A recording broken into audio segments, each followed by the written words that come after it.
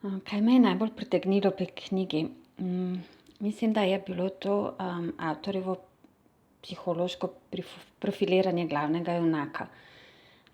Olivier Guez se niti ne ukvarja toliko slikovitimi opisi vseh nekih pošastnosti, ki jih je ta človek, angel smrti, zagrešil, ampak ga zelo natančno, zelo potrpežljivo prikazuje kot bolestno ambicioznega, kot nečimrnega oportunista, ki bi ubral čisto vsako bližnjico, da bi dosegel svoje, ki bi se oprijel v bistvu katerekoli ideologije, ki bi mu omogočila, da povzdigne samega sebe.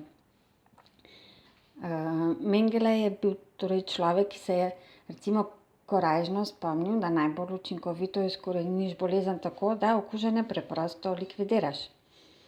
Bil je človek, ki se je spomnil, da je eksperimentiranje na ljudeh brez kakršnihkoli omejitev neverjetno učinkovito, da prinaša zelo hitre rezultate.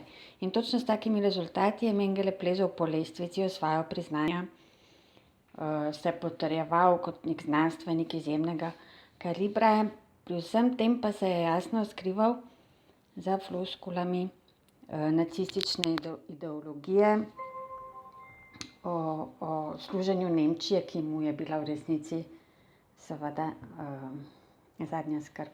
Njega je zanimala izključno lastna korist. In točno ta bolestna ambicioznost je bila potem seveda tudi njegova pokora, ker je počasi tonil v popolno revščino in umrl v popolni anonimnosti. In avtor romana se mi zdi tukaj razkriva en zelo prozaičen mehanizem, ki je najbrž del vse te zgodbe o banalnosti zla. In točno opozarjanje na ta mehanizem se mi zdi zelo, zelo aktualno za te čase. V zvezi z nastajanjem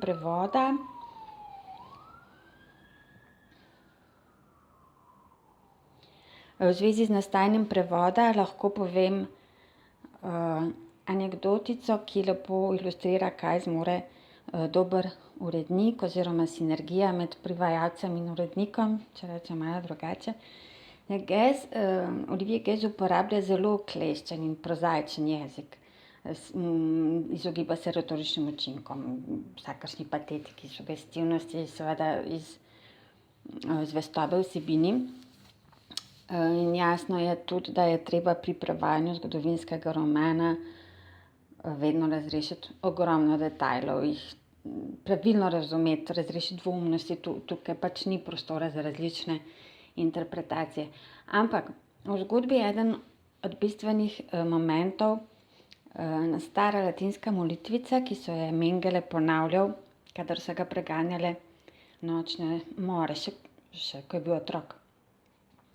In avtor je v francoščini uporabljal svoj prevod v prozi. Ampak ko sem jaz iskala pravo formulo v slovenščini, prozno formulo, nič ni zvenelo prav.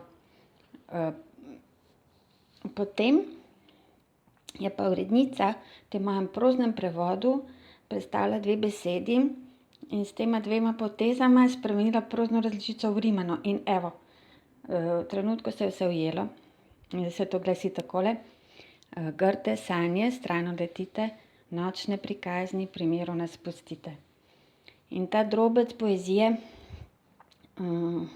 sredi vse te grdote in prozaike, zdaj res zveni tako, kot mora, kot neko zaklinjanje in učinkovito poantira glavno sporočilo romana.